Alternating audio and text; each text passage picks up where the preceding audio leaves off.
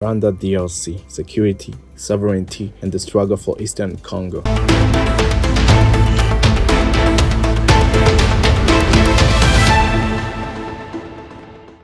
Eastern Democratic Republic of Congo remains one of Africa's most persistent conflict zones, a region where armed groups, regional rivalries, and unsolved history continue to fuel instability. At the center of the tension is the fragile relationship between the DRC and neighboring Rwanda. The roots go back to the aftermath of the 1994 genocide against the Tutsi in Rwanda, when armed groups fled into Eastern Congo. Since then, Rwanda has built much of its regional security doctrine around the threat posed by hostile militias near its border. Kinshasa sees the situation differently. For the Congolese government, the priority is sovereignty and the territorial control. Authorities argue that the resurgence of rebel movements, especially the M23, reflects external support structures that prolong conflict and weaken state authority in the east. Several United Nations expert reports have pointed to organized supply lines and cross-border dynamics behind rebel operations. These findings have intensified diplomatic pressure and sharpened regional debate. Rwanda,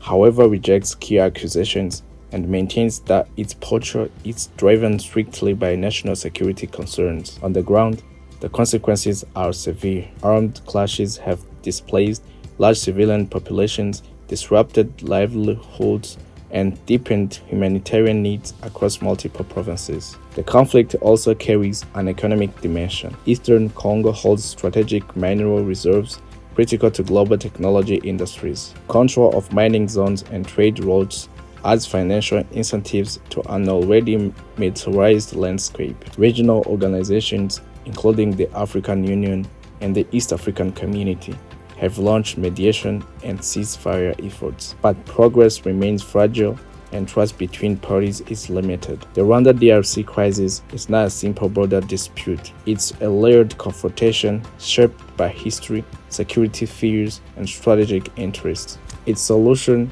will require more than a force to require verification, dialogue, and sustained regional commitment. In the Great Lakes region, peace is not symbolic, it's structural.